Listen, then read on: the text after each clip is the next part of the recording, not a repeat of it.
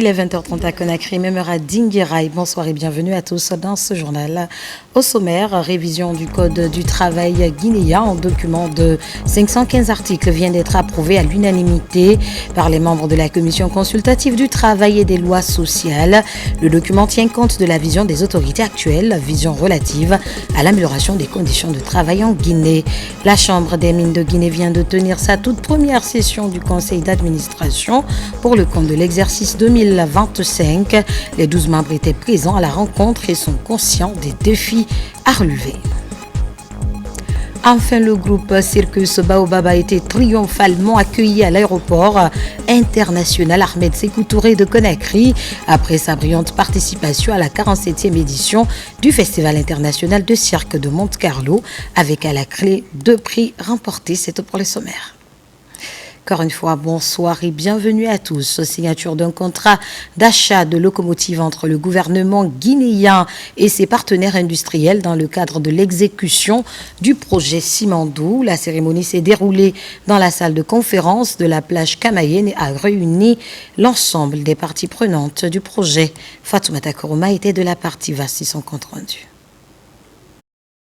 La salle de conférence de Camayen plage, première infrastructure du projet Branding Guinée, a servi de décor à un événement marquant dans le cadre du développement des infrastructures ferroviaires du pays. Winning Consortium Simandou WCS, une co-entreprise qui regroupe Winning International Group, China Baou et Wekiao Group, a procédé à la signature d'un contrat essentiel avec Waptec Corporation pour la fourniture de locomotives destinées au méga-projet des mines de Simandou. D'une valeur de 248 millions de dollars, ce contrat représente une avancée significative dans l'opérationnalisation de la compagnie du Transguinéen CTG. Ce projet, une fois achevé, vise à assurer l'exploitation de toutes les infrastructures ferroviaires et portuaires développées en partenariat avec le gouvernement guinéen, WCS et Simfer. L'ensemble des équipements roulants transférés à la compagnie du Transguinéen sera également intégré dans ce processus afin de consolider les fondations d'un réseau de transport moderne et efficace. Cette signature du contrat d'achat concerne la deuxième tranche des commandes de locomotives car un premier contrat d'achat de 277 millions de dollars attribué à Waptec par Simfer avait été effectué en juillet 2024. Cette première étape a également été cruciale pour le développement du réseau avec un premier lot de locomotives pour répondre aux exigences du projet. La vision de la CTG est claire. Nous aspirons à devenir le meilleur opérateur d'infrastructures minières en Guinée. Guidé par cette vision, notre équipe travaille sans relâche jour et nuit pour préparer l'opérationnalisation de CTG et assurer le succès de ce projet transformateur. La CTG est pleinement alignée avec l'initiative Simandou 2040 du gouvernement guinéen. Nous nous engageons à former des Guinéens, à collaborer avec des entrepreneurs locaux et à transférer des connaissances et des compétences pour autonomiser le peuple de Guinée. Nous apprenons profondément que le projet Simandou est bien plus loin qu'un projet de minerai de fer. C'est un pont vers la prospérité pour la Guinée. Les locomotives qui seront fournies par Waptec sont de type ES43 ACI Evolution Series. Ces machines sont réputées pour leur efficacité énergétique et leur capacité à fonctionner dans des environnements à haute température, ce qui les rend parfaitement adaptés aux défis du transport de minerai de fer.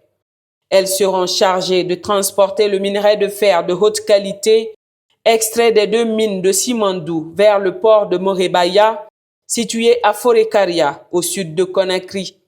Cette infrastructure ferroviaire permettra de consolider la position de la Guinée en tant que leader industriel mondial. La signature de Ces accords va prendre en compte la fourniture de 65 locomotives qui constituent une avancée majeure dans le co-développement du projet Simandou. Ces locomotives s'intègrent au chemin de fer transguinéen, un élément déterminant pour exploiter pleinement le potentiel considérable de Simandou, qui abrite les plus importantes réserves inexploitées de minerais de fer au monde. L'année 2025 sera décisive pour ce projet, avec l'entrée en service des premières locomotives à travers tout le pays. Cet accomplissement sera une fierté pour tous les Guinéens, illustrant les aspirations d'une nation tournée vers la prospérité à travers le développement économique et social. Deuxième contrat avec Waptec pour l'acquisition de locomotives pour la compagnie de Transguinéen. Je tiens à féliciter Waptec et WCS pour ce important jalon. Ces locomotives transporteront pendant de nombreuses années du minerai de fer sur toute l'étendue de la Guinée, contribuant ainsi à la croissance et la prospérité de plusieurs futures générations. En juillet de l'année dernière, nous étions tous réunis pour marquer la première étape de l'opérationnalisation de cette co-entreprise. Aujourd'hui, nous sommes fiers de constater qu'une autre étape importante a été franchie, ce qui rapproche de la réalisation du rêve transguinéen. Des progrès remarquables sont réalisés sur les chantiers de construction des infrastructures ferroviaires et portuaires. Nous avons franchi toutes les étapes intermédiaires convenues avec le gouvernement en 2024. Nous sommes donc en bonne voie pour atteindre la première production d'ici la fin de l'année 2025. L'acquisition de ces locomotives marque une étape clé vers la concrétisation du transguinéen. Cette infrastructure jouera un rôle essentiel dans la connexion des régions et le rapprochement des communautés, tout en soutenant une croissance durable. À travers la signature de ce contrat d'achat, Winning Consortium Simandou réitère son engagement à achever les travaux dans les meilleurs délais et dans le strict respect des normes environnementales. Nous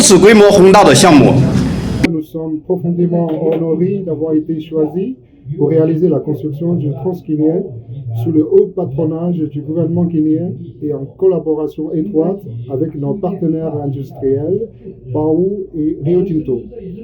Conscients de l'importance de cette mission, nous nous sommes engagés à achever ce chantier dans les meilleurs délais tout en mettant en place des normes strictes en matière de protection de l'environnement. Un projet d'une telle envergure n'est pas sans défi. Nous avons dû construire 206 ponts cumulant près de 80 km et percer 4 tunnels d'une longueur totale de 28 km. Il s'agit de véritables prouesses d'ingénierie. Au-delà de ces réalisations techniques, WCS a toujours placé le respect de l'environnement au cœur de ses priorités. Nous avons adopté des solutions innovantes pour minimiser nos émissions de carbone, notre impact écologique et protéger la riche biodiversité guinéenne. Nous avons souhaité que le Transguinéen soit une infrastructure durable. La compagnie du Transguinéen CTG, c'est aussi la consolidation et le renforcement des liens de coopération avec les pays respectifs de ses partenaires industriels. Le Royaume-Uni, à travers Rio Tinto, salue la redynamisation de ces axes de coopération avec les Guinées. Le Royaume-Uni fait partie de la famille de Simandou, surtout à travers Rio Tinto. Mais je pense que toute la communauté internationale fait partie de la famille Simandou, dans le sens que nous souhaitons tous que le Guinée ait un avenir stable et prospère. Et nous reconnaissons tous que le projet Simandou, pas seulement les mines, mais aussi l'infrastructure, a le potentiel d'avoir un effet transformateur sur le développement de la Guinée.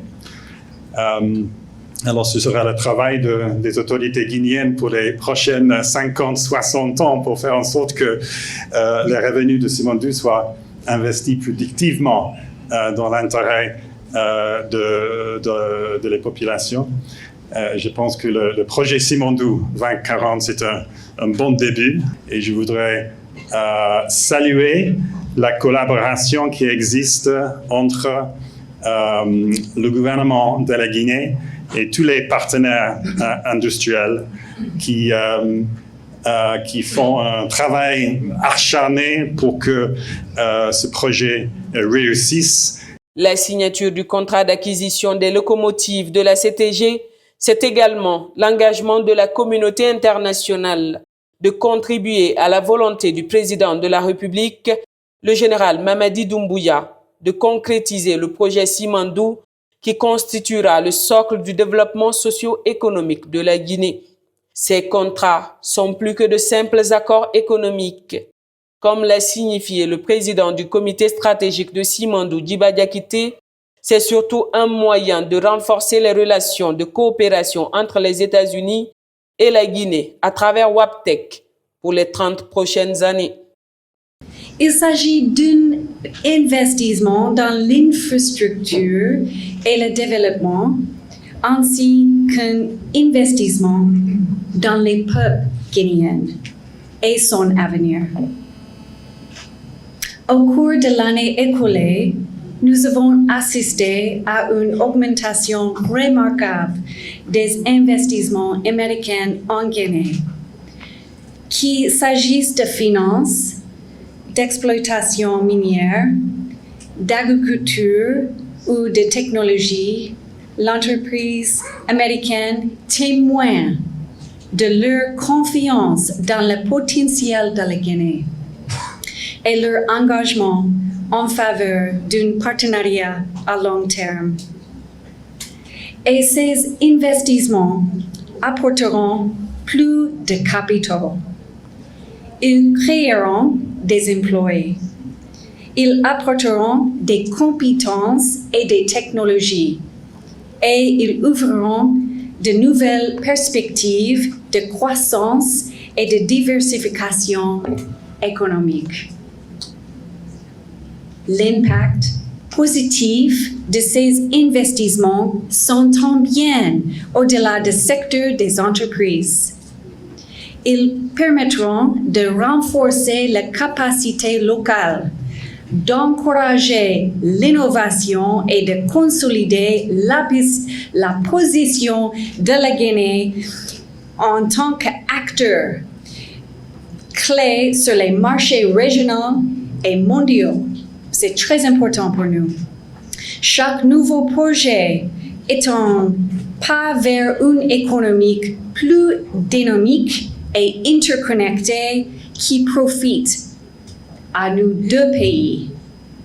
Les États-Unis sont fiers de soutenir les initiatives qui favorisent la réussite des entreprises et contribuent aux objectifs de développement plus large en Guinée. Alors que nous regardons vers l'avenir, nous demeurons convaincus que la poursuite des investissements américains en Guinée renforcera nos liens bilatéraux et créera des opportunités encore plus grandes de collaboration et de prospérité partagée. Nous sommes restés déterminés à attirer $1 milliard d'investissements américains supplémentaires, renforcer ainsi le partenariat entre nos deux nations. Le gouvernement guinéen et ses partenaires industriels travaillent en étroite collaboration pour s'assurer que les infrastructures développées répondent surtout aux besoins des populations locales et aider à stimuler l'économie locale afin d'attirer davantage d'investissements. Ainsi, le ministre des Mines et de la Géologie, dans son allocution au nom du président du comité stratégique de Simandou, a apporté des précisions sur les enjeux et fondements du partenariat stratégique entre le gouvernement guinéen et ses collaborateurs industriels. Permettez-moi de remercier son Excellence, Monsieur le Président de la République, le général Mamadi Doumbouya, pour sa vision et son leadership, sans lesquels la conclusion de ce contrat n'allait pas avoir lieu. Pour rappel, le projet Simandou est un projet multidimensionnel d'un investissement d'environ 18 milliards de dollars qui comprend 4 composantes. 2 mines, les blocs 1 et 2 opérés par WCS et BAO, et les blocs 3 et 4 opérés par Rio Tinto, Simfer et Chinalco, une ligne de chemin de fer, un port, une aciérie de 500 000 tonnes d'acier par an ou une usine de pellets de 2 millions de tonnes par an. Ce chemin de fer d'une longueur de 650 km reliera les 4 régions naturelles de la Guinée. Je tiens à préciser qu'il ne faut pas confondre le projet Simandou, dont nous signons le contrat de locomotive aujourd'hui, avec le programme Simandou 2040, qui est une vision de développement pour les 15 prochaines années de notre pays. Les locomotives dont le contrat sera signé aujourd'hui en ce lieu magnifique de la plage de Camayen seront un vecteur important dans le transport des passagers, des marchandises et des produits agricoles le long du corridor. Il facilitera également les importations et exportations des marchandises des pays voisins, notamment des pays enclavés. La mise en service de ces locomotives permettra à l'État d'engager du moins des revenus qui seront injectés dans le renforcement de la formation technique et professionnelle des jeunes élèves issus des écoles de formation technique et des lycées et universités des différentes préfectures de notre cher pays. Pour rappel, 20% des impôts et taxes qui seront payés par la CTG, c'est-à-dire la compagnie du Transguinéen, en faveur de l'État, seront destinés au financement des bourses d'études dans les filières scientifiques et techniques, en faveur des meilleurs élèves et étudiants issus de toutes les préfectures de notre pays. Aussi, 5% des impôts et taxes qui seront générés par les 2 mines seront alloués au financement du système éducatif à l'intérieur de notre pays pour son amélioration continue. Ces allocations financières contribueront à l'opérationnalisation du Simandou Academy, qui est une composante du pilier 2 du programme Simandou 2040, en l'occurrence l'éducation. Cette initiative du président de la République de l'investissement massif dans le capital humain à partir des revenus issus des ressources, de l'exploitation des ressources naturelles est unique en Afrique, voire rare dans le monde. L'une des attentes majeures du président de la République lors de la signature de l'accord de co-développement du projet Simandou était la stratégie de diversification des partenariats et des sources d'approvisionnement des différentes composantes du projet afin d'avoir le meilleur pour chaque composant du projet. Ces attentes de l'État font partie de la documentation intégrale du projet et ont été partagées aux partenaires industriels le 14 novembre 2022.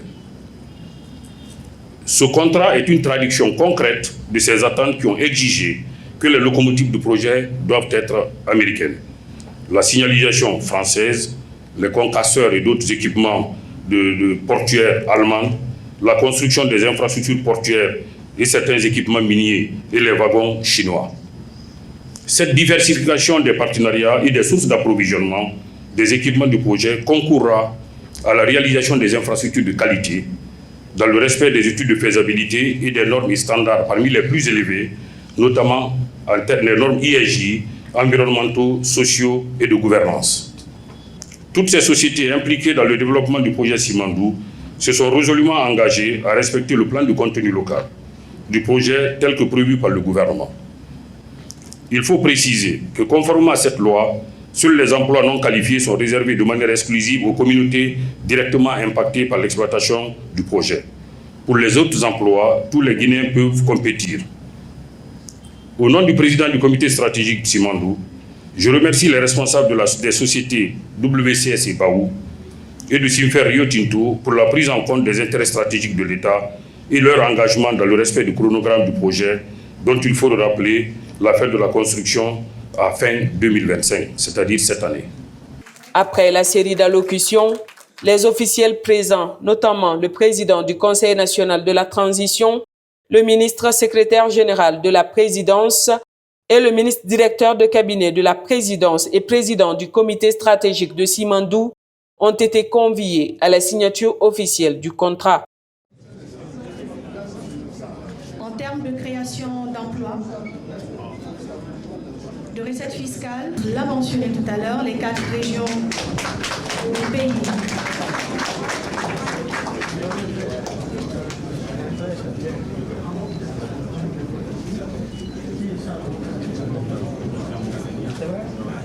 Ce projet, tant stratégique que porteur d'immenses espoirs pour notre pays, illustre la vision et l'engagement des autorités guinéennes sous le leadership éclairé du chef de l'État, son Excellence le général Mamadi Doumbouya, qui œuvre pour faire de la Compagnie du Transguinéen CTG un pilier essentiel du développement de notre infrastructure ferroviaire et de notre économie. Le programme Simandou 2040, en tant que pierre angulaire du développement économique durable et responsable du pays, est désormais sur la voie de la concrétisation, promettant un avenir prospère pour les générations à venir. Dans sa feuille d'audience, le président du CNT a reçu une délégation de l'OMVS conduite par son haut commissaire. Elle était venue présenter à Dr Dansa Kourouma ses nouvelles orientations. Plusieurs sujets d'utilité publique étaient à l'ordre du jour. Robert Siditolo. En séjour de travail en Guinée, la délégation de l'Organisation pour la mise en valeur du fleuve Sénégal, conduite par son haut-commissaire, est reçue en audience par le président du CNT, Dr Dansa Kourouma. Cette visite de courtoisie est mise à profit par le Mauritanien Dr Mohamed Abdel Veta et sa suite de présenter au président de l'institution parlementaire les nouvelles orientations de l'OMVS. D'autres sujets d'intérêt commun ont été largement abordés. Nos échanges ont été vraiment très fructueux et nous avons présenté ce que fait l'OMVS, ce qu'a fait l'OMVS en général, ce qu'a fait l'OMVS en Guinée et quels sont aussi que prévoit l'OMVS pour l'organisation en général et notamment avec un focus particulier sur les projets qui sont en Guinée, notamment le barrage hydroélectrique de Koukountamba, les microcentrales, le projet des microcentrales et la préservation du massif du Fouta Djallon. Nous avons vu l'engagement personnel du président de la transition pour l'accompagnement de l'OMVS dans le cadre de l'OMVS des peuples, l'OMVS de l'intégration des peuples. Depuis 40 ans, l'OMVS œuvre pour le développement économique et social de la sous-région et particulièrement de ses pays membres qui sont la Guinée, le Mali, la Mauritanie et le Sénégal. Pour renforcer davantage cette collaboration, Dr Dansa Kourouma, au nom de son institution, a salué la démarche.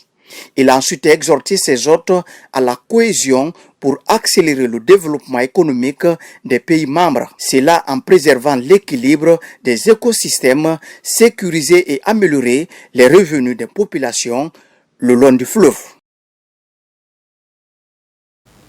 Et disons que c'est une coutume. Chaque 26 janvier, la représentation diplomatique indienne en Guinée célèbre la fête nationale.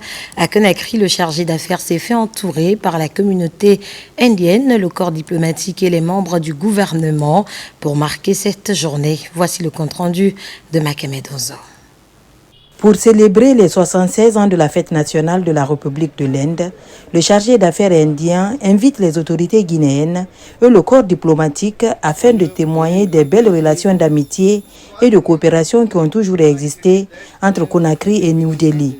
Une cérémonie au cours de laquelle l'histoire sur l'accession à l'indépendance est relatée, mais aussi la volonté du gouvernement indien à accompagner des projets de développement en Guinée. Some 42 slots have been allocated under ITEC. L'Inde soutient les efforts de la Guinée dans le domaine du renforcement des capacités dans le biais des bourses d'études, de l'ICCAR et du programme de formation ITEC. Quelques 42 places ont été attribuées dans le cadre de l'ITEC, ce qui a permis aux participants d'acquérir une expertise dans leur carrière et nous attendons à ce que davantage de participants rejoignent ces programmes. Cette cérémonie riche en couleurs est une opportunité pour le ministre des Affaires étrangères, Dr Maurice Sanda Kouyaté, de revenir sur les points communs entre les deux pays. Il met l'accent sur la formation comme un exemple à suivre. Ce qui nous réunit, l'Inde et la Guinée, c'est le peuple qui dirige l'Inde, c'est le peuple qui dirige la Guinée. Notre premier président a effectué des visites en Inde qui sont restées mémorables. Je voudrais vous remercier et vous prier de remercier le gouvernement indien pour la forte délégation que le gouvernement a envoyée ici pour renforcer et traduire pratiquement nos relations en actions concrètes. Une célébration qui marque le combat du peuple indien à se départir de la domination étrangère. Le 26 janvier a toujours été férié depuis 1950 en Inde. C'est le jour où la Constitution a été adoptée. Je vous le disais au sommaire, révision du Code du travail guinéen. Un document de 515 articles vient d'être approuvé à l'unanimité par les membres de la Commission consultative du travail et des lois sociales. Le nouveau code contient plusieurs innovations qui tiennent compte de la vision des autorités de la transition. On fait le point avec Mamadi Terna Kamisoko. C'était un tournant majeur dans le cadre de la révision du Code du travail de la République de Guinée. Les membres de la Commission consultative du travail et des lois sociales approuvent à l'unanimité le nouveau document de 515 articles. Il est le résultat d'une vaste et transparente concertation entre le pouvoir, le mouvement syndical et le patronat. Conformément aux dispositions légales du Code du travail, tout texte législatif dans le domaine du travail doit être examiné et adopté par cette commission avant sa transmission au gouvernement. Donc nous avons soumis ce texte à cette commission et cette commission a examiné, fait des recommandations qui ont été prises en compte et aujourd'hui c'est vraiment ces travaux qui ont été conclus. Les ministères de la Justice et de l'Emploi sont associés aux travaux. Avec 182 nouvelles dispositions et 113 dispositions modifiées, le Code du travail révisé prend en compte les nouvelles visions, les orientations des transformations du pays et d'amélioration des relations professionnelles. Les dispositions générales du Code du travail nous permettent déjà d'interpréter librement et ensuite de revendiquer librement ou alors quand nous sommes en faute d'être punis convenablement. Les innovations du Code sont de nature à créer beaucoup plus d'emplois et c'est la raison pour laquelle nous sommes d'accord avec le ministre du Travail et de la fonction publique. L'ancien Code du travail qui date de 2014 était tombé en désuétude. Et le nouvel instrument juridique se montre beaucoup plus ambitieux avec l'introduction de plusieurs innovations majeures. La révision en cours a pour objectif d'élargir le nouveau code au secteur informel. Donc aujourd'hui, nous avons pris en compte les travailleurs du secteur informel dans l'avant-projet que nous sommes en train de consolider. Mais également, nous avons aussi apporté beaucoup plus d'éléments renforçant la prise en compte des droits fondamentaux au travail, une flexibilité pour créer plus de conditions d'employabilité et d'emploi, d'insertion professionnelle des nouveaux demandeurs, mais également nous avons aussi renforcé des conditions d'égalité en faveur des femmes, en faveur des couches vulnérables, notamment les personnes vivant avec handicap. Après l'approbation de la commission consultative, le document sera prochainement présenté au gouvernement. Mais en attendant, la Direction nationale du travail et des lois sociales est chargée d'élaborer ces textes d'application. Dans un autre registre, le district de Tamara, dans la commune urbaine de Kassa, dispose désormais d'une maison des jeunes. À côté de cet édifice, un centre de loisirs aménagé pour le bonheur des touristes. Ces infrastructures ont été inaugurées le week-end dernier par une délégation gouvernementale conduite par le ministre de la Jeunesse et des Sports, Djibril Kamara. La vision du ministère de la Jeunesse et des Sports, c'est l'occupation saine de la jeunesse. Pour créer un cadre idéal pour cette couche à Tamara, la maison des jeunes de ce secteur est entièrement rénovée grâce à l'appui de certaines bonnes volontés et amis de Tamara. La maison des jeunes qui fait l'objet de cette cérémonie, autrefois laissée à l'abandon et plongée dans un état de délabrement avancé, renaît aujourd'hui de ses cendres grâce à vos soutiens. Grâce à vos efforts conjoints, la jeunesse de Tamara, communément encore appelée BOM, peut désormais rêver plus grand et travailler dans un environnement propice à son épanouissement. Il faut que la population soit prête à recevoir les touristes. Et qui parle de touristes, nous ne parlons pas évidemment des étrangers, nous parlons des Guinéens qui sont sur le continent et qui peuvent venir. Quand ils arrivent, il faut un lieu de réception. Et le premier lieu de réception, c'est la maison des jeunes. Après l'inauguration, des doléances ont été posées aux autorités pour permettre à la population d'utiliser rationnellement cet espace. Avec cette maison des jeunes, j'appelle vraiment les populations de Tamara à s'investir pour son entretien. Nous engageons à équiper entièrement cette maison des jeunes. Au-delà de cette cérémonie, une autre plage dénommée Plage Rouge a été inaugurée.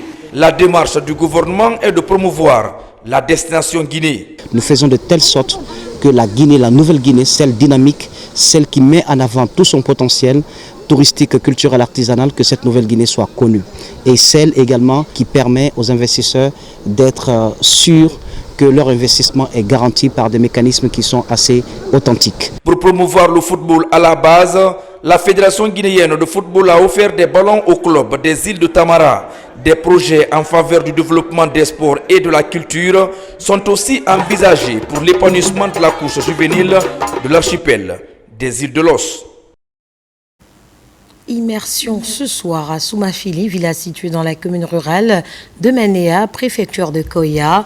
Dans cette localité, les populations sont confrontées à un manque de services sociaux de base, pas d'école, pas de poste de santé. Pire, le pont qui reliait le village à la commune a lâché depuis des mois. Les populations expriment leur cri de cœur. Dans ce reportage signé Mamadou Saliouba. Au bout d'un long trajet sur cette piste poussiéreuse, nous voici à Soumafili. Ce village à forte concentration humaine est coupé des localités voisines. Depuis l'effondrement de cet ouvrage de franchissement, il y a 6 mois. Sur place, la mobilité est difficile, notamment pour les personnes du 3e âge. Nous passons par là pour aller à la mosquée et au marché, mais à chaque fois, il nous faut quelqu'un pour nous aider. Sinon, on ne peut pas passer. Pour contourner ce blocus, les motos et les véhicules passent par cette déviation d'environ 1 kilomètre, ouverte pour soulager les populations. L'année passée, le véhicule ne passait pas. À partir de 18h, 19h, 20h, tout le monde est chez lui. Pas de passage. Vous avez vu le coin?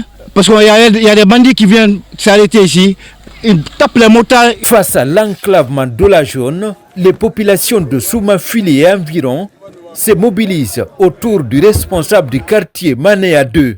Grâce à la contribution des habitants, les travaux de réhabilitation du pont sont lancés. C'est une route qui relie Bananeri à Kouria directement, sans passer par Koya. Nous n'avons pas le choix maintenant. Et c'est là, il faut qu'on s'occupe du pont. Parce qu'on n'a pas un autre passage si ce n'est pas ici. Et si l'hivernage vient ici, là, ça c'est fini. Si on a une femme en état, il faut qu'on arrive à la transporter ici, même dans les motos. Cet événement constitue l'aboutissement d'un travail collectif considérable. Je voudrais profiter de cette opportunité qui m'est offerte pour exprimer notre gratitude à son Excellence général des corps d'armée, Général Mamadi Doumbouya, au gouvernement et au CNRD. Nous constatons depuis plusieurs années que les citoyens de nos différents carrés manifestent un intérêt considérablement accru pour le désenclavement de notre quartier Tanen 2. En attendant une aide extérieure, les habitants de Soumafili se mettent à pied d'œuvre pour contribuer au développement de leur localité. Ils implorent le Tout-Puissant pour la prospérité de leur localité, mais aussi pour la consolidation de la paix en Guinée. Première session du conseil d'administration de la Chambre des mines pour le compte de l'exercice 2025. Les 12 membres sont conscients des défis à relever cette année et comptent parallèlement défendre les intérêts des membres qui s'accroissent chaque année. Mariam Kamara. Le secteur minier en pleine expansion reste l'un des piliers fondamentaux de l'économie guinéenne. Les acteurs en synergie d'action se retrouvent pour la toute première session du conseil d'administration de la Chambre des mines au compte de l'année 2025.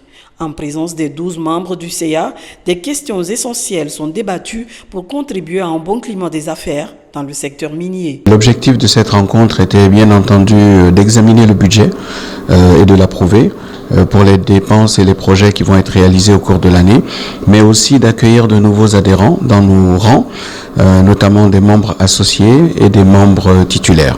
Dans le cadre de la revalorisation du secteur, 3 grandes pointures du domaine décident de rejoindre la Chambre des mines.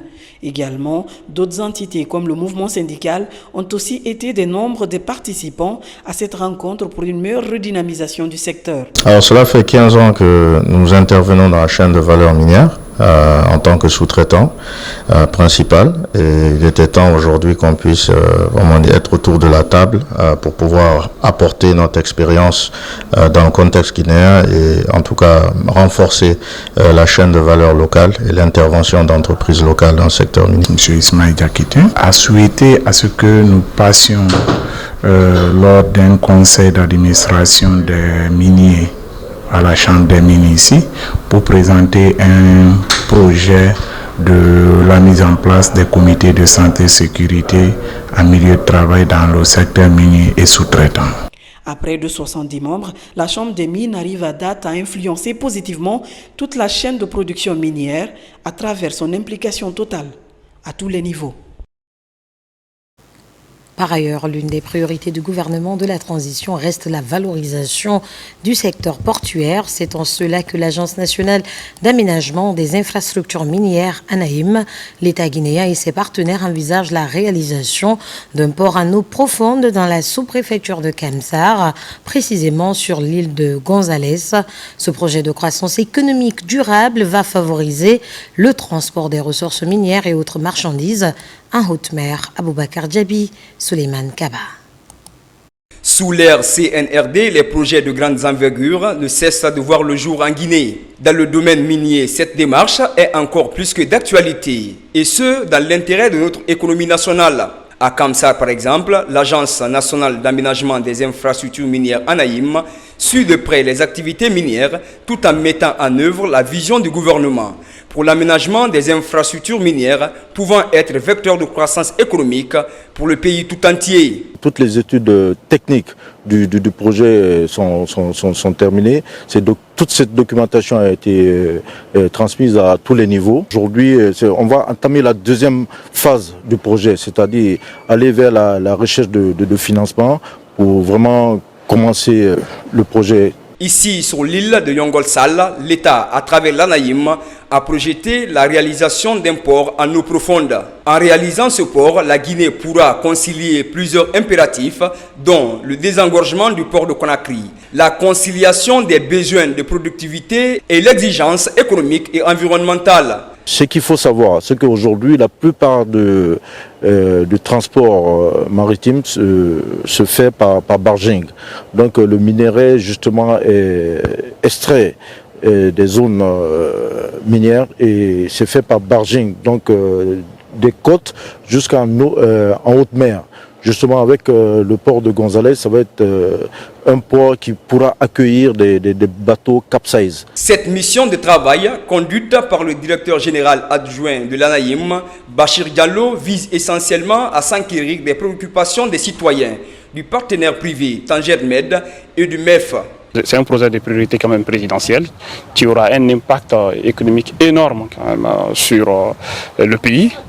Par extension aussi également au niveau de la sous-région en termes d'exportation de la bauxite, c'est-à-dire que des produits minéraliers, et aussi en termes aussi commerciaux.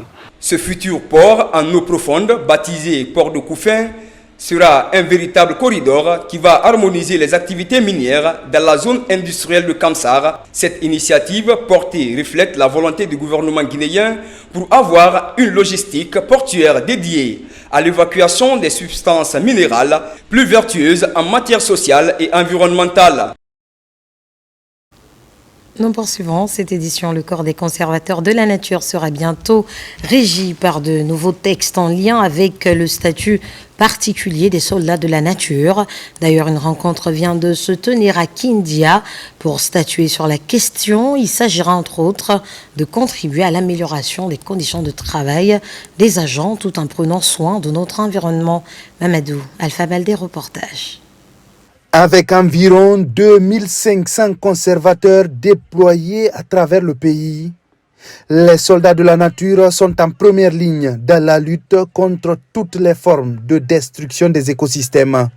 Pour améliorer les résultats sur le terrain, les textes régissant le statut particulier du corps sont revus. Dans le cadre justement d'améliorer les conditions de vie et de travail de nos conservateurs, et cela passe nécessairement par un toilettage, n'est-ce pas, du statut, et c'est pour cela que Madame la ministre de l'Environnement et du Développement durable a mobilisé toute l'équipe tous les conservateurs de la nature, toutes les parties prenantes, afin que nous puissions élaborer, amender et réviser si possible le statut particulier des conservateurs de la nature. Le toilettage de ces textes permettra d'améliorer les conditions de travail de ce corps paramilitaire et améliorer de façon conséquente la santé environnementale du pays. Remercier pour votre disponibilité et pour la disponibilité de toutes les forces de défense et sécurité qui se sont mobilisées dans un esprit de corps pour accompagner l'amélioration des conditions de vie des conservateurs de la nature à travers ce statut qu'on doit aujourd'hui amender et valider. Ces réformes qui prennent en compte les aspirations du corps des conservateurs de la nature et qui se déclinent en 3 principaux axes, à savoir renforcement de la gouvernance, renforcement des capacités opérationnelles et l'amélioration des relations avec les populations civiles. Aujourd'hui, les enjeux environnementaux imposent un dispositif imposant et efficient de lutte contre le réchauffement climatique.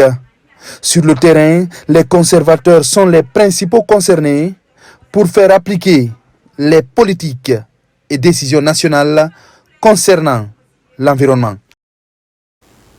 Dans un autre registre à Cancan, les citoyens sont mobilisés autour du CNRD. Cette semaine, plusieurs lieux publics serviront de plateforme pour célébrer les acquis du gouvernement de la transition. Ce matin, les populations étaient dans les rues pour lancer officiellement les journées d'assainissement et de curage des caniveaux. La suite avec Diamant Kaba. À Cancan, les rues sont ornées pour réanimer la vie urbaine. Derrière cet engagement patriotique, l'assainissement pour gagner le combat contre l'insalubrité. L'adhésion des couches sociales affiche des résultats satisfaisants pour rendre propres les artères de Nabaya. Avec tout ce qu'il fait et la contribution, si nous, en tant que membres de CEDE et puis son CEDE, si on n'arrive pas vraiment à le reconnaître, ça c'est pas bon. C'est pourquoi auprès de nos cadres de Cancan, des enfants de Cancan et tous les fils de Cancan, nous avons demandé à ce qu'il y ait un grand mouvement pour soutenir le président de la République, le général Mamadi Doumbouya. Le projet inspire les zones périphériques comme Karifa Mouria, une commune rurale très proche de Cancan, signe de citoyenneté. Vous venez d'assister à l'assainissement de la ville de Cancan, mais en simultané avec les sous-préfectures de Cancan, un acte citoyen que la coordination des jeunes de Cancan et le CERE d'Andia numéro 4 aujourd'hui ont organisé, afin d'amener toute la population de Cancan de former un seul bloc et de poser ce acte citoyen. Au quartier Timbo également, des travaux majeurs sont lancés dans le registre de la lutte contre les accidents.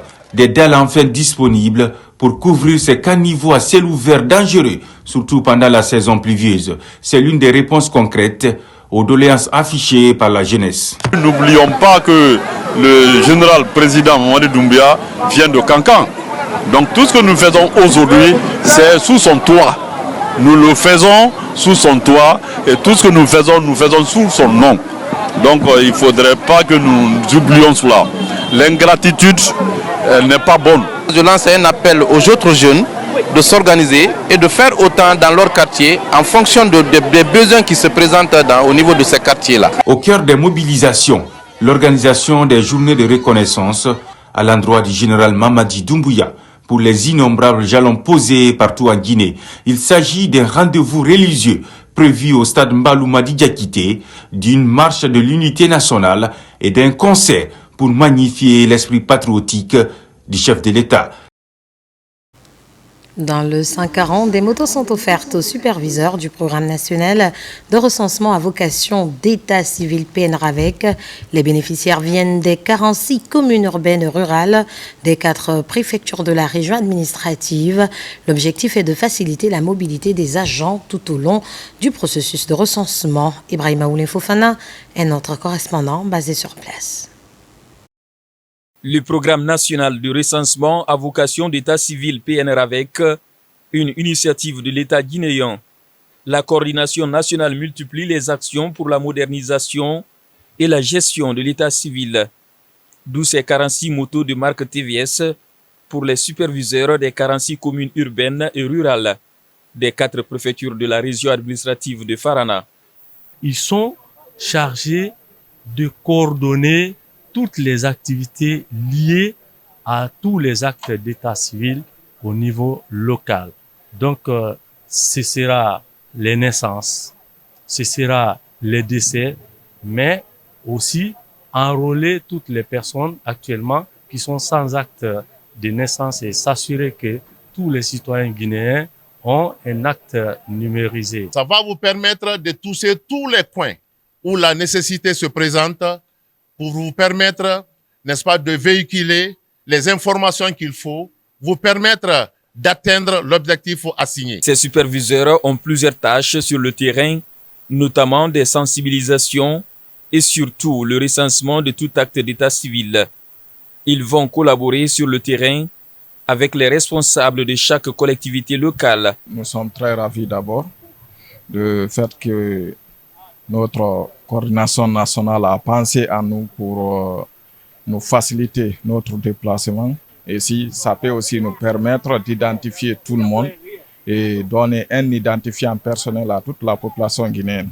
Ces motos vont également permettre aux superviseurs de participer aux audiences foraines basées sur l'enrôlement des personnes sans acte de naissance pour bénéficier des jugements supplétifs. Dans le volet éducation, le syndicat libre des enseignants et chercheurs de Guinée, SLEG, reste déterminé à offrir aux jeunes syndicalistes guinéens un travail décent. À Mamousse, ils échangent sur l'utilité du social et les normes et conventions internationales en matière syndicale. On fait le point avec Mamadou Batebelde. Le syndicat libre des enseignants et chercheurs de Guinée est à la recherche de voies et moyens pour offrir aux jeunes et aux syndicalistes un travail décent dans les structures respectives. Ici, à Mamoud, des secrétaires généraux des unions régionales et préfectorales de Guinée échangent avec des syndicalistes sur comment maîtriser le dialogue social, les finances syndicales et les normes conventionnelles en matière syndicale. Aujourd'hui, la préoccupation de l'international de l'éducation, c'est d'aller vers le renouveau syndical. Ce renouveau syndical ne peut pas aller dans la dislocation. Ce renouveau syndical ne peut pas aller sans que nos jeunes ne soient formés et informés dans le cadre de l'organizing par rapport à la syndicalisation. Au cours de cette formation de 2 jours, l'accent a été mis sur la culture syndicale et la négociation collective. Nous voulons cette réconciliation car c'est dans cette union, c'est dans cette unité. Et nous voulons que les autres camarades aussi prennent l'exemple sur les camarades Abdoulaye So et Abdoulaye Kamara, que c'est dans l'unité que nous pourrons non seulement améliorer nos conditions de vie et de travail, mais surtout avoir le b.a.-ba du syndicalisme. C'est la force des arguments qui compte et non l'argument de force. Il faut faire un renouveau syndical. C'est l'objectif pour nous. Et l'Union syndicale des travailleurs de Guinée que je représente ici, nous avons pris l'engagement de former tous nos représentants à Conakry et à l'intérieur du pays, dans l'intérêt supérieur des travailleurs guinéens. Face aux difficultés d'accès à l'emploi et le départ massif de nombreux jeunes candidats à l'immigration, l'ambition du SLEG à travers cette formation est d'améliorer les conditions de vie des travailleurs guinéens. Pour finir, le groupe d'acrobates guinéens Circus Baobab marque son retour à Conakry après sa brillante participation au Festival international du cirque de Monte-Carlo. C'est à Monaco. 2 prix ont été remportés par ce talentueux groupe à cet événement mondial qui a regroupé 200 pays. Plus de précisions dans ce reportage de Ousmane Ba. Regardez. Un accueil triomphal réservé au groupe d'acrobates guinéens Circus Baobab suite à sa brillante participation au Festival international du cirque de Monte-Carlo. Un événement qui s'est déroulé du 17 au 26 janvier dernier à Monaco et qui a mobilisé 200 pays. Le groupe de cirque guinéen a su tirer sa part du lion. Il a remporté le prix spécial du Conseil national de Monaco et le prix de Fédération mondiale de cirque. Cette fois-ci, on est allé pour une mission et on est venu avec 2 trophées. Le premier trophée, c'est le trophée du gouvernement. Le deuxième trophée, c'est le trophée là qui montre que Circus Baobab est reconnu mondialement dans le thème du cirque. Donc on a fait la fierté de la Guinée. Ils sont fiers de nous et on espère parce que nous on est fiers d'être Guinéens, on est fiers d'être les circanciens, surtout de Circus Baobab, et on espère que vous êtes fiers de nous aussi. Circus Baobab, soulevez! Cette moisson va désormais peser dans la balance chez les décideurs pour s'impliquer au mieux afin de valoriser le génie de ces jeunes acrobates. Nous savons bien que le cirque reste encore un défi parce qu'il nous manque des infrastructures au niveau local, mais aujourd'hui nous avons cette reconnaissance au niveau international que la Guinée peut aussi se tirer une part de lion dans le domaine des cirques. Sur place, c'est la ferveur. D'autres acrobates venus accueillir leurs collègues s'offrent le plaisir d'exhiber leur talent devant un public conquis par leur savoir-faire.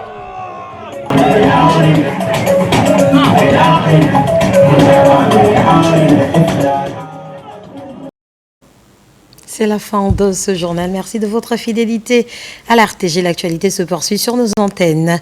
Guinée, notre paradis, terre de richesse, d'opportunités et d'innovation. Bonsoir.